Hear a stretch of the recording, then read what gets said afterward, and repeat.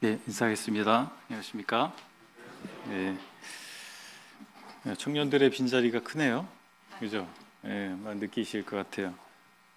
청년들이 많은 일을 감당하고 있다는 사실을 이번 주간에 확인하는 시간이 된 것 같습니다.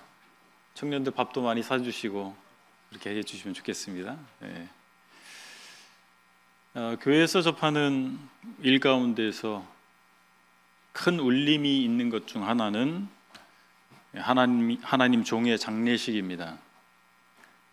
우리 교회에서 크고 작은 일을 담당했던 섬겼던 분들이 세상을 떠났고 장례를 치른 우리 경험을 가지고 있습니다. 우리 교회뿐만 아니라 한국 형제단의 많은 목회자들이 우리 곁을 떠나갔습니다. 그리고 앞으로도 다양한 일꾼들이 장례식을 우리가 하게 될 것입니다. 장례식에 참석하면 우리가 확인할 수 있는 것은 고인이 있죠. 그 장례식의 주인공이 있습니다. 돌아가신 분. 그런가 하면 그 장례를 주관하는 분들이 있습니다. 장례 주관자들이 있습니다. 한 시대를 충성스럽게 섬겼던 이들이 잠들었고, 또한 그를 보내고 그 새 시대에 그의 역할을 대신할 사람들이 그 장례를 주관하게 되는 것입니다. 이런 의미에서 장례식은 새로운 시작이기도 합니다. 졸업이라는 말이 우리말로는 일을 끝낸다라고 하는 의미를 가지고 있지만 영어에서는 graduate라고 해서 다음 단계로 나아가는 하나의 단계로 표현하고 있습니다. 이처럼 장례식은 새로운 세대의 시작을 의미할 수 있습니다. 그래서 오늘은 여호수아 24장 29절로 33절을 본문으로 장례식 새로운 시작이라는 제목으로 말씀을 나누기를 원합니다. 24장 29절부터 33절까지를 제가 읽겠습니다. 이 일 후에 여호와의 종 눈의 아들 여호수아가 110세에 죽음에 그들이 그를 그의 기업의 경내 딥낫세라에 장사하였으니 딥낫세라는 에브라임 산지 가스산 북쪽이었더라. 이스라엘이 여호수아가 사는 날 동안과 여호수아 뒤에 생존한 장로들 곧 여호와께서 이스라엘을 위하여 행하신 모든 일을 아는 자들이 사는 날 동안 여호와를 섬겼더라. 또 이스라엘 자손이 애굽에서 가져온 요셉의 뼈를 세겜에 장사하였으니 이것은 야곱이 베크시타를 주고 세겜의 아버지 하몰의 자손들에게서 산 밭이라. 그것이 요셉 자손의 기업이 되었더라. 아론의 아들 엘라살도 죽음에 그들이 그를 그의 아들 비느하스가 에브라임 산지에서 받은 산에 장사하였더라.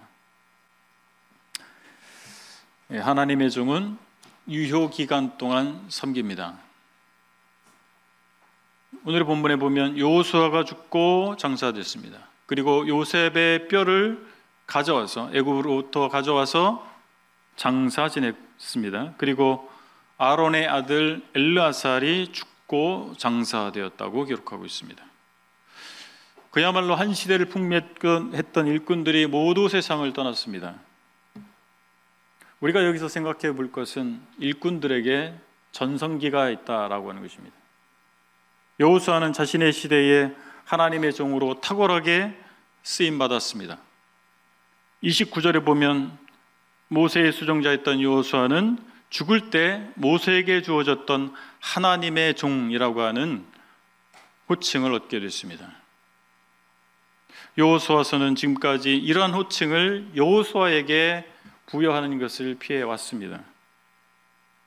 모세에 대해서는 14번에 걸쳐서 이 호칭을 사용했지만 이제 하나님께서는 여호수아를 높이고 계십니다. 여호수아는 여호수아서 전반에 걸쳐서 하나님의 대변자 역할을 했고 가나안 정복 전쟁을 지휘했습니다. 그리고 그 땅을 분배했습니다. 그리고 그는 하나님께서 주신 권위로 하나님을 섬기고 하나님을 상기하도록 그 백성을 권고했습니다. 이런 관점에서 볼 때 여호수아는 이스라엘 지도자 중에서 가장 최고의 모범이 되는 지도자였다는 사실을 확인할 수가 있겠습니다. 그리고 여호수아는 이제 자기에게 주어진 사명을 자기의 시대에 다 감당하고 이제 역사의 뒤안길로 물러가게 된 것입니다. 교회 일꾼들도 특별하게 쓰임받는 시기가 있습니다. 이를 그 일꾼의 전성기라고 할 수가 있겠습니다. 하나님께서 한 사람을 들어 사용하시는 주요한 때가 있습니다. 그렇기 때문에 이 전성기에 하나님께서 들어 사용하실 때 충성스럽게 최선을 다할 필요가 있습니다. 왜냐하면 그의 생애 내내 하나님께서 그처럼 사용하실 것이 아니기 때문에 그렇습니다. 특별한 기간에 하나님께서 한 일꾼을 들어 사용하시는 것입니다. 그렇다면 형제자매님들은 전성기입니까? 어떻습니까? 여러분의 전성기입니까? 아니면 전성기를 지냈습니까? 아니면 아직 전성기를 맞이하지 않았습니까? 전성기를 요즘 말로 리즈 시절이다 이렇게 얘기합니다. 여러분의 리즈 시절은 과거형입니까? 현재형입니까? 아니면 미래형입니까? 지금 여러분이 전성기를 맞이하고 있다면, 현재 전성기를 지나고 있다 할 것 같으면 최선을 다하시기 바랍니다. 최선을 다하셔서 하나님 섬기시기 바랍니다. 그 기회를 놓치지 않기를 바랍니다. 그리고 전성기를 이미 지났다면 전성기 동안 얻은 노하우를 그 일을 감당할 또 다른 사람에게 전해주시기 바랍니다. 그리고 아직 전성기를 맞이하지 않은 분이 있다면 준비하시기 바랍니다.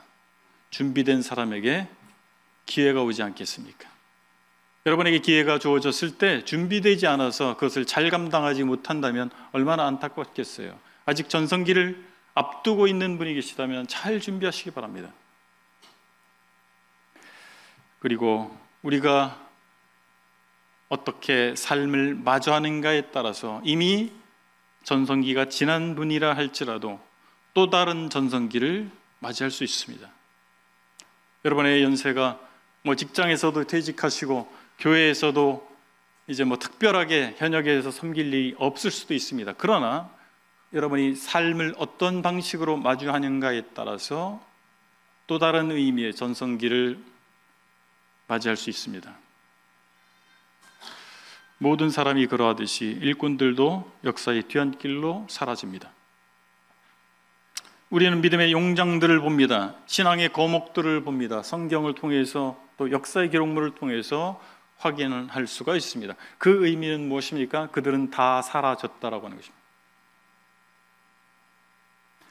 이것은 오늘날 저와 같은 현역 일꾼들이 명심해야 할 부분입니다. 저를 비롯한 서청주교회 현역 일꾼들이 계시잖아요. 장로 집사님들이 계시고 각 부서의 부장님들이 계시고 또 국장님이 계시고 또 각 부서에서 팀원으로 일하시는 분, 다양한 분들이 계십니다. 우리가 명심해야 될 것입니다. 우리 모두 역사의 뒤안길로 사라질 날이 있다라고 하는 것입니다. 그리고 우리의 행적은 역사로 남을 것입니다. 우리가 일하고 행한 것들은 모두 역사로 남아서 평가받게 될 것이다 라고 하는 것입니다.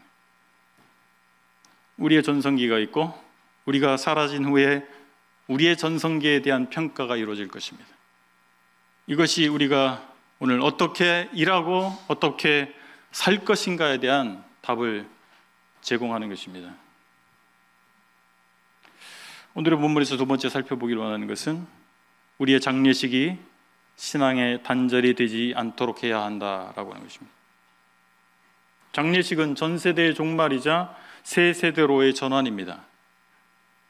이스라엘의 새로운 세대는 그들 선진의 신앙을 이어가지 못했습니다. 이스라엘 백성은 모든 일을 아는 자들이 사는 날 동안만 여호와를 섬겼습니다. 31절의 표현해 보면 모든 일을 아는 자들이 사는 날 동안만. 사사기 2장 10절에서는 새로운 세대가 주님과 그분이 하신 일을 알지 못했다는 사실을 말해주고 있습니다. 그 세대의 사람도 다 그 조상들에게로 돌아갔고 그 후에 일어난 다른 세대는 여호와를 알지 못하며 여호와께서 이스라엘을 위하여 행하신 일도 알지 못하였더라. 이스라엘은 단지 한 세대 동안만 하나님 앞에 신실했습니다. 그리고 그 다음 세대에서는 그런 모습을 찾아볼 수 없었습니다. 하나님의 역사하심을 경험했거나 아는 사람들의 죽음이 역사의 단절이 될 수도 있습니다. 하나님 섬기는 신앙을 전수하는 것은 현 세대, 즉 기성세대의 책임입니다. 저와 여러분들은 현 세대 아닙니까? 기성세대 아니겠습니까? 우리의 책임입니다. 하나님께 직접 헌신하고 그분의 역사를 체험한 세대는 믿음으로 살아갑니다. 여호수아를 따른 세대가 있었잖아요. 정복전쟁을 이뤄낸 세대입니다. 그 이전 세대가 요셉의 뼈를 가져왔어요. 그리고 40년 동안 광야에서 그 뼈를 가지고 다녔습니다. 그리고 가나안을 정복했고, 그리고 그 다음 세대가 그 뼈를 요셉이 원했던 곳에 묻었습니다. 그 세대는 가나안 땅의 가치와 요셉을 비롯한 그들의 족장들, 그들의 조상들의 신앙의 가치를 알았던 사람입니다. 그리고 그것을 존중할 줄 알았던 사람들이에요. 그러니까 그 뼈를 광야 40년 동안 가지고 다닌 거예요. 그리고 그곳에 묻었던 것입니다. 오늘날의 그리스도인들도 비슷하지 않습니까? 믿음의 1세대가 있습니다. 저는 믿음의 1세대입니다. 저희 가문에서 믿음의 1세대는 자신이 고민했던 바를, 그 답을 얻은 사람들이에요. 자신이 선택한 신앙입니다. 그렇기 때문에 열악한 환경이 온다 할지라도 뚫고 나가는 힘이 있어요. 여러분 그렇지 않습니까? 지금 2세대도 계실 수 있고 1세대도 계실 수 있는데, 1세대 여러분들 어떻습니까? 하나님으로부터 받은 사명의 확신을 가지고 가시덤불을 헤치고 나아가는 것입니다. 그것이 믿음의 1세대들의 특징입니다. 그러나 믿음의 2세대, 3세대는 어떻습니까? 그 전 세대를 통해서 주어졌어요. 물론 신앙이 그냥 저절로 되는 건 아니죠. 주어졌을 때 받아들여야만 신앙이 되겠죠. 그렇지만 자신이 뭔가 찾아낸 사람들이 아니라 이미 주어진 겁니다. 그 환경이 주어졌어요. 복음이 주어진 것입니다. 그들은 어쩌면 말을 배울 때 복음을 들었을 것입니다. 저희 아이들이 그렇습니다. 아이들이 막 말을 배울 때부터 복음을 전했어요. 기억나지 않을 때부터 교회 생활을 했기 때문에 이미 교회 생활이 주어진 거예요. 익숙한 것입니다. 그래서 매우 기독교적인 환경 가운데서 자라난 세대, 그런 사람들이 2세대, 3세대입니다. 따라서 그들은 자신이 고뇌하고 찾은 결과로 신앙인이 됐다기보다는 그들의 부모에 의해서, 그 부모 손에 이끌려서 안내받은 신앙일 가능성이 훨씬 많습니다. 이렇기 때문에 그들은 하나님에 대한 헌신과 역사의 체험이라고 하는 측면이 약할 수 있다는 사실입니다. 신앙의 역사가 단절될 수 있다. 우리가 이것을 경계해야 됩니다. 신앙의 계대라고 하죠. 신앙의 전수, 이것은 저절로 되는 것이 아닙니다. 우리가 하나님 열심히 믿고 교회생활 열심히 하면 저절로 우리 자손들이 훌륭한 신앙을 가질까요? 꼭 그렇지 않을 수 있습니다. 노력이 필요한 것입니다. 많은 기도가 필요하고 특별한 노력이 필요하다는 사실입니다. 한국 기독교계에서 존경받는 목사님이 계세요. 성을 얘기해도 다 알 것이기 때문에 이니셜로 말씀드리겠습니다. 영어 알파벳 O로 시작하는 성을 가진 목사님이세요. 그분은 돌아가셨는데 지금도 그분의 메시지가 유튜브를 통해서 많은 이들에게 울림을 주고 있습니다. 그런데 안타까운 것은 그분의 아들이 기독교 해체 운동을 하고 있습니다. 여러분, 기독교 해체가 무엇입니까? 기독교 신앙을 없애버리려고 하는 거예요. 아버지는 많은 이들을 신앙으로 이끌고 영적 지도자가 될 수 있도록 그들을 훈련했던 일을 했어요. 많은 이들로부터 존경받는 하나님의 종이었습니다. 그러나 그 아들은 많은 사람들을 기독교 신앙으로부터 떠나게 하고 기독교 신앙에 들어오는 것을 막고 있습니다. 비단 그 오 목사님에게만 해당되는 일일까요? 그 가정에만 해당되는 일일까요? 우리는 적잖이 이런 모습들을 우리 주변에서 확인하게 되는 것입니다. 사역에는 비교적 성공했지만 자녀 양육에는 실패한 사례는 성경에도 나타나 있고 우리의 주변에서 나타나고 있는 현실인 것입니다. 이런 신앙 계대의 실패의 경우는 부모와 자녀뿐만 아니라 신앙의 선후배 간에도 일어날 수 있습니다. 그렇기 때문에 우리는 우리가 섬길 뿐만 아니라 충성스럽게 섬길 뿐만 아니라 다음 세대를 양육하고 준비하는 것을 놓쳐서는 안 됩니다. 다음 세대에 대한 1차 책임은 누구에게 있습니까? 저와 여러분들에게 있는 것입니다. 현 세대에 있는 것입니다. 우리는 자녀들에게 뭘 물려줘야 될까요? 신앙을 물려줘야 됩니다. 그런데 자녀들은 부모의 말이 아니라 행동을 통해서 배웁니다. 물론 불신 부모를 둔 사람이 훌륭한 하나님의 종이 되는 경우가 있습니다. 그러나 부모가 그리스도인임에도 불구하고 자녀는 그리스도인답지 않은 삶을 살거나 비그리스도인이 된다면 이 얼마나 안타깝고 슬픈 일이겠습니까? 우리는 경건한 영어의 말을 할 뿐만 아니라 그 말에 맞는 삶을 살아야 됩니다. 그런 삶의 본을 우리 자녀들에게 보여줘야 됩니다. 또는 말을 잘 하지 못할지라도 경건한 삶의 본, 즉 본을 보여줄 수 있어야 됩니다. 말이 어눌한 분들도 있어요. 말이 유창하지 않은 분들도 있어요. 그러나 삶을 보여줄 수는 있습니다. 놀라운 것은 우리 자녀들이 우리의 본심을 알아차린다는 사실입니다. 우리가 하나님 나라의 가치를 말로만 하는지, 그리고 성경의 정신을 교리로만 말하는지 그들은 경험을 통해서 알아차립니다. 우리가 가장 가까운 데서 우리의 삶을 지켜보고 있기 때문에 우리가 말로만 하는지 실제인지를 그들은 기가 막히게 알고 있는 것입니다.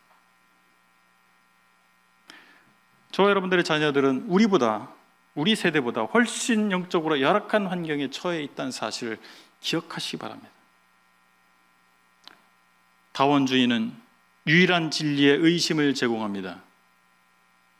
인권에 대한 강조는 하나님의 주권에 대한 거부로 이어질 수 있습니다.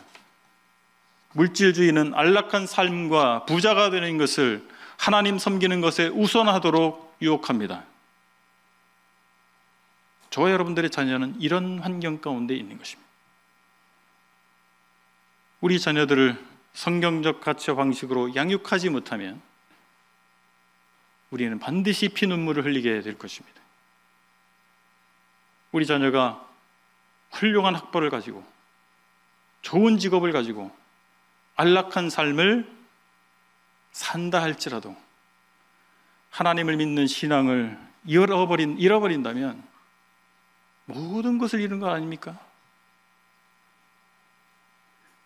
그렇기 때문에 인본주의적 교육을 따르기보다 성경적 교육을 배우고 실행해야 됩니다. 인본주의는 그 중심이 사람에게 있습니다. 반면에 성경은 우리에게 무엇을 가르칩니까? 하나님 중심을 가르칩니다. 모든 주권이 하나님에게 있다는 사실을 알려주고 있습니다. 그래서 인본주의 교육은 사람이 중심이기 때문에 자기 만족과 자기 행복을 최선으로 믿도록 하는 거예요.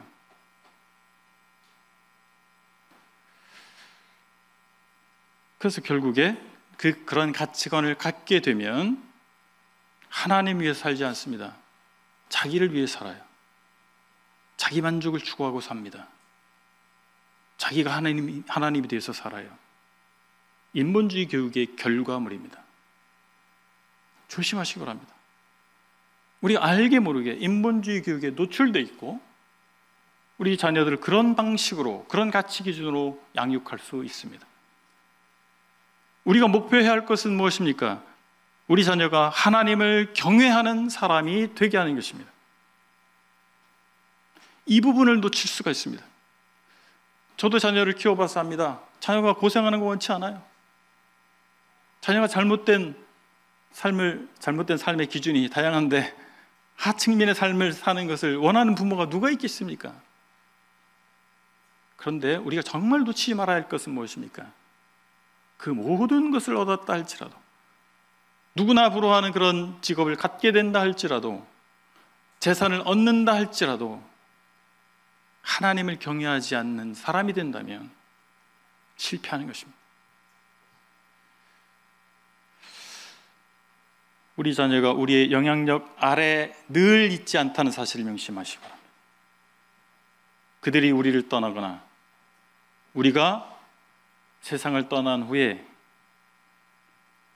그들이 하나님의 사람으로 하나님을 섬기며 살아가게 하는 것이 부모인 우리에게 맡겨진 가장 중요한 책임입니다. 또한 우리 후배들에게 올바른 신학과 경건의 삶을 전수해야 됩니다. 그러기 위해서 바른 신학을 정립해야 됩니다. 우리 형제단의 장점은 교리적 논쟁보다 복음을 전하고 복음을 살아내는 것에 있었습니다. 그러나 우리가 놓쳐서는 안 될 것은 우리의 정체성에 대해서 신학적으로 정립해야 된다는 사실입니다. 그렇지 않을 때 우리의 장점마저 사라지게 될 것입니다. 올바른 신학은 우리의 사역과 삶의 정체성을 담는 그릇과 같습니다. 그렇기 때문에 바른 신학을 정립을 위해서 우리 중에 학자를 키워내야 됩니다. 그리고 바른 신학을 문서로 정리할 필요가 있습니다. 우리에 대해서, 우리의 아이덴티티에 대해서 책자로 확인할 방법이 너무 적어요. 그래서 훌륭한 학자들을 키워내고 그들이 아주 정리된 책을 집필해 놔야 됩니다. 그뿐만 아니라 체계적 교육을 꾸준히 진행해야 됩니다. 무엇이 바른 신학인가에 대해서 정립할 뿐만 아니라 그것을 잘 전수해 줘야 됩니다. 체계적인 양육이 필요한 것입니다. 교육이 필요한 것입니다. 올바른 것으로 채워지지 않은 빈 마음은 다른 것들로 채워지기 마련입니다. 우리가 우리 것을 가르치고 전하지 않으면 우리 후배들이 반드시 다른 이들의 것을 배우고 따르게 될 것입니다. 우리가 또한 머리로만 아닌 가슴과 손과 발로 행하는 신앙의 본을 보여줘야 됩니다. 우리 후배들에게. 자녀 교육과 마찬가지입니다. 우리가 말만 하는 사람들이 아니라 실천하는 사람들이어야 되지 않겠습니까? 말로 하는 경건과 헌신은 누구나 할 수 있지만 실제 그리스도를 살아내고 자신의 몸과 삶을 드리는 것은 아무나 할 수 있는 것이 아닙니다. 사도 바울은 고린도 교회의 그럴싸한 말만 하는 이들에 대해서 고린도전서 4장 19절 20절에서 이렇게 말씀하고 있습니다. 주께서 허락하시면 내가 너희에게 속히 나아가서 교만한 자들의 말이 아니라 오직 그 능력을 알아보겠으니 하나님 나라는 말에 있지 아니하고 오직 능력에 있음이라. 오늘 교훈을 좀 정리하겠습니다. 우리 삶이 유한하지 않습니까? 그렇듯이 우리가 하나님을 섬길 기회 또한 유한합니다.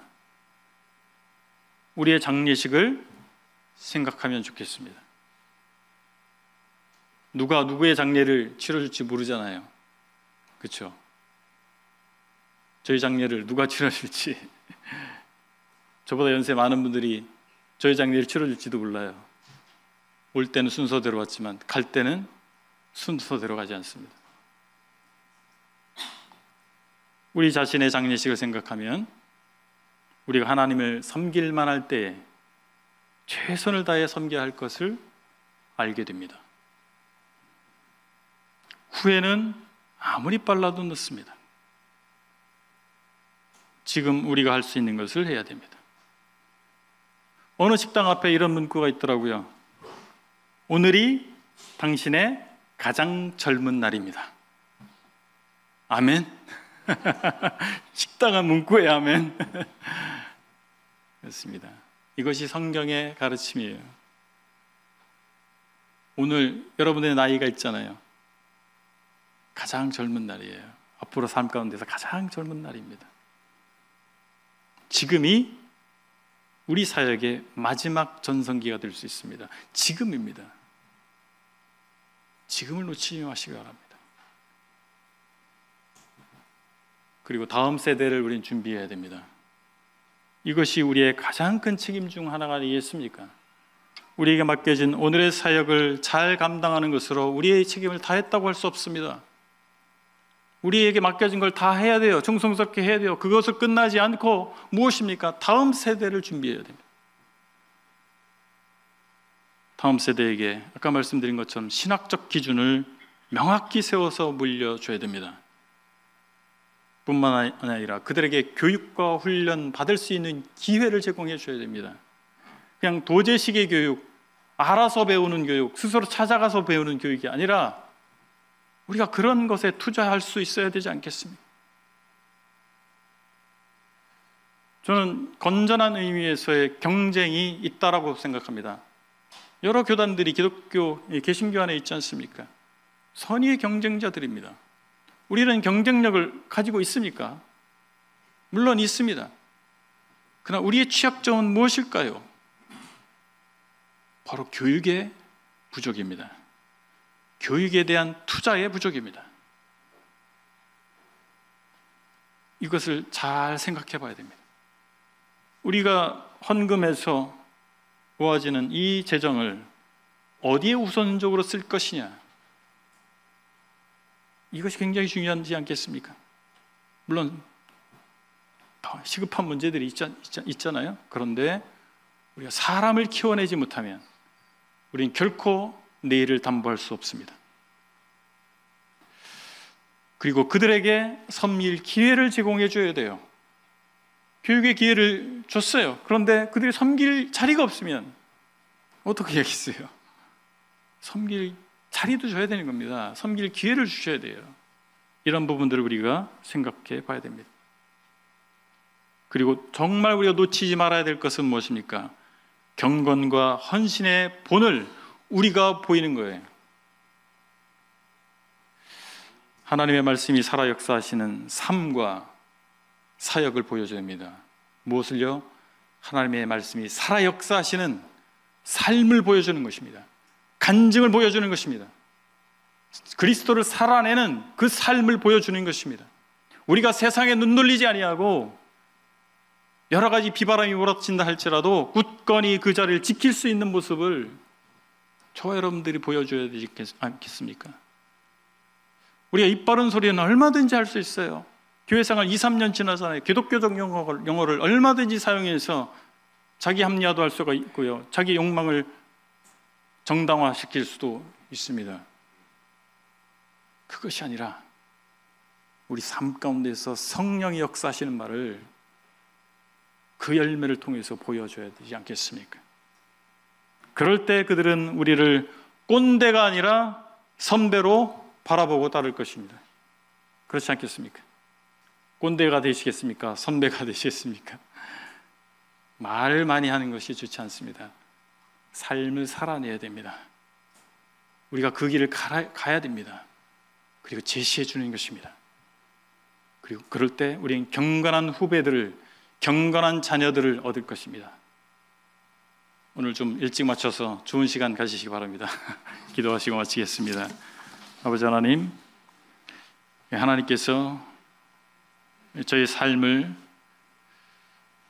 연장시키셔서 지금 생명이 붙어 있는 것을 감사합니다.